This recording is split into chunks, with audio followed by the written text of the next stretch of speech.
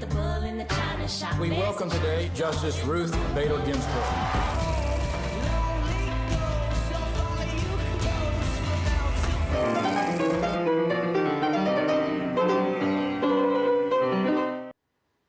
Blazing a trail to the Supreme Court, a new documentary takes in the monumental achievements of Ruth Bader Ginsburg. French actress Mélanie Laurent directs her first English-language feature, Galveston, and Lars Von Trier is back, and he's as unsettling as ever with a new film, The House That Jack Built.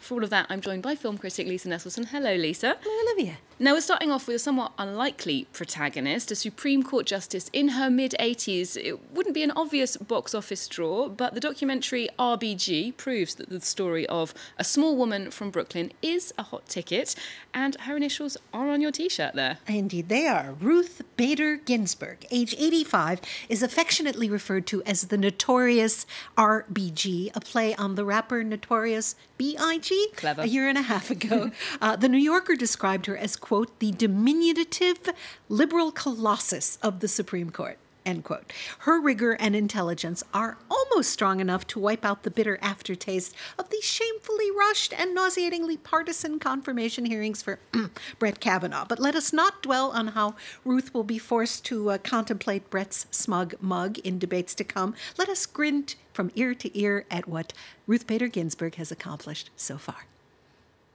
I did see myself as kind of a kindergarten teacher in those days because the judges didn't think sex discrimination existed. Well, one of the things I tried to plant in their minds was think about how you would like the world to be for your daughters and granddaughters. The gender line helps to keep women not on a pedestal, but in a cage. Now, Ginsburg has said she plans to remain on the court in the years to come. And does this film convince us that that could well be the case? Well, when you see what her exercise workout is like with her personal trainer, that ideal, a sound mind and a sound body really does spring to mind. Forget Wonder Woman.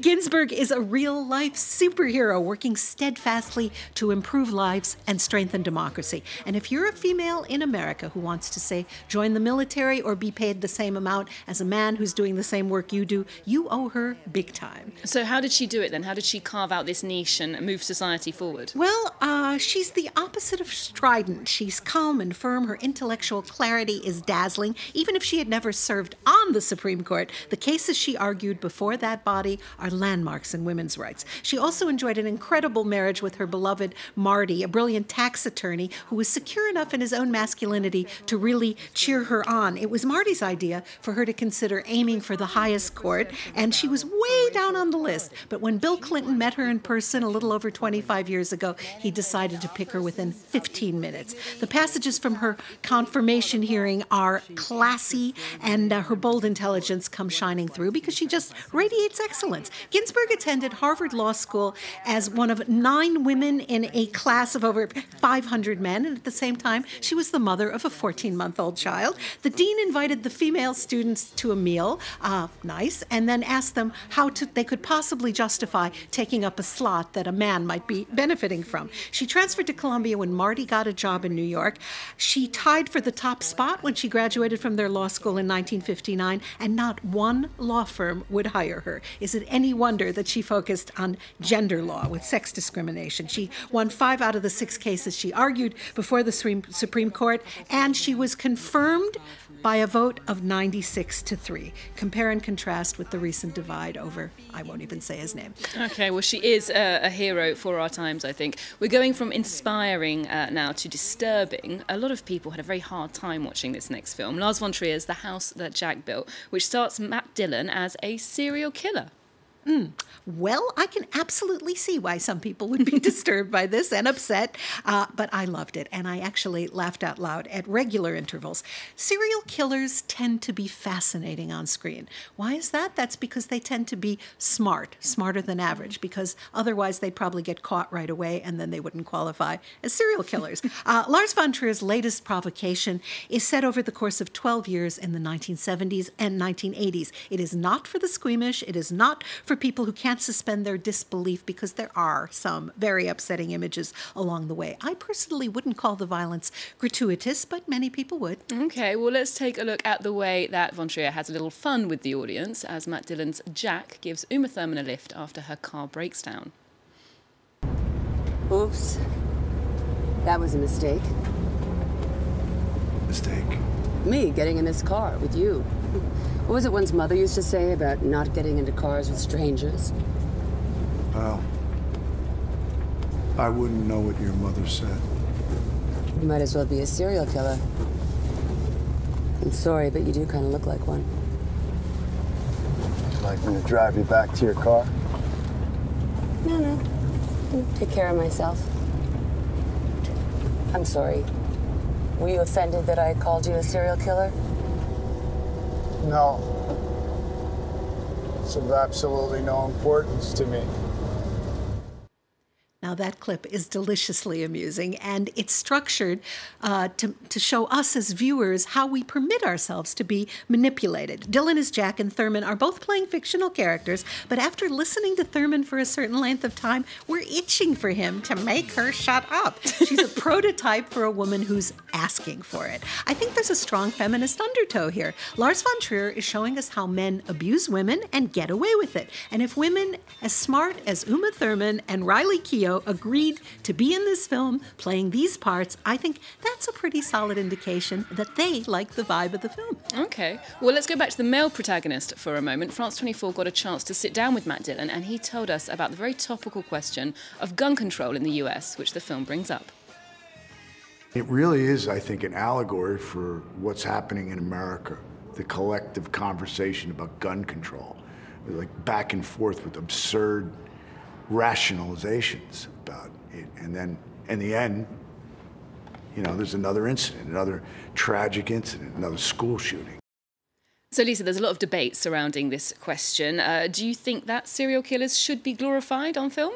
Glorified, absolutely not. But depicting something doesn't mean you condone it. There really are numerous serial killer films that set the cinematic bar very, very high. Henry, Portrait of a Serial Killer from 1990, American Psycho, directed by Mary Harron in 2000, and of course, The Silence of the Lambs are three of the most compelling fictional accounts. But for the scary trail of real-life serial killers, four fabulous movies are Spike Lee's Summer of Sam, 1999, the Hughes brothers' 2001 From Hell about Jack the Ripper, David Fincher's 2007 masterpiece Zodiac, and just last year, My Friend Dahmer. What has stuck with me here is not the acts of violence. The house that Jack built leads to what I find to be a very satisfying and, believe it or not, deeply moral conclusion. Okay. Well, we're going to a film now directed by French actress Mélanie Laurent. This is her fifth time behind the camera and the first time that she does that in English. It's called Galveston. Tell us more. Well, she wrote the script adapted from a novel by Nick Pizzolatto, who created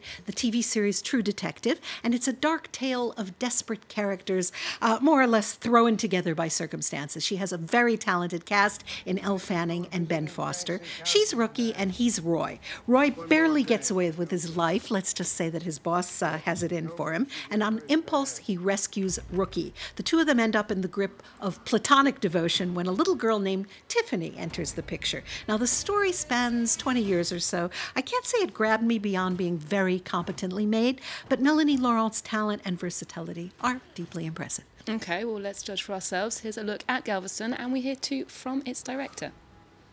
I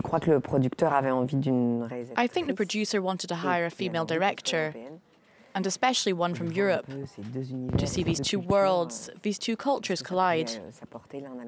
I liked the idea of travelling far into deep Texas and to tell the story of these two lost souls, damaged by life. Why does men want to kill you? It was like some kind of setup. How'd you find yourself there tonight?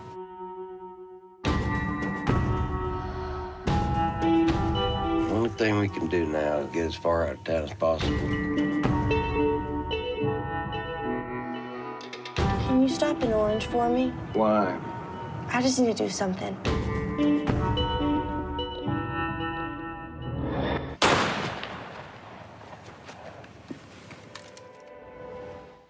In addition to writing and directing and acting, Mélanie Laurent is also rather attractive and also sings. She has acted in English for Mike Mills in Beginners, for Quentin Tarantino, of course, in Inglourious Basterds, and I've always liked her. But then I learned I'm actually not supposed to, at least here in France. For some reason, an awful lot of French people find her insufferable. There are videos on YouTube edited together to make fun of her supposed pretentiousness. I'm mystified as to why France can't just be proud of her. Well, maybe they're jealous. Now, we're wrapping up the show with a little more French talent. French animator Michel Oslo has a new film. It's called De Lily, and it's set in Paris. Indeed it is. Oslo, now 74, has been a dogged champion of French animation for decades. Although he had won awards for his shorts, he really burst on the scene in 1998 with Kirikou and the Sorceress, the story of a ridiculously tiny and incredibly brave little boy in an African village who runs incredibly fast, and Kirikou protects his village from a witch. Now, Kirikou was very successful in theaters and helped expand the French animation field after that. Almost 1.5 million people bought tickets in France alone. It won over 30 prizes, gave rise to 2 sequels. I reviewed the film, which really impressed me, for the American trade paper Variety, mentioning in passing that the women in the village were topless. They were drawn topless, meaning that drawings of fictional but authentic African villagers wore skirts but went bare-breasted. And this led to nutty commentary you can read to this day about exposing children to nudity. I guess beyond Africa, women are born fully clothed. I haven't seen this latest film, but it is shot in a very handsome-looking Belle Epoque Paris. Okay, super. Well, thank you very much for that, Lisa. We'll leave you with a clip of De Lily. Do remember to check out our website, and you can keep up with Encore on Facebook, Twitter and Instagram too. Stay with us on France 24. There's more news coming up in just a moment. Je vous présente Lily, une princesse qui vient de l'autre bout de la terre. Je suis heureuse de vous rencontrer. Je connais Paris comme ma poche. Mon triporteur peut nous amener où tu veux. Ma première journée dans Paris! Une autre fillette enlevée! Les malmaîtres ont encore frappé! Surtout, ne te promène jamais seul. Nous percerons le mystère des malmaîtres et nous délivrerons toutes les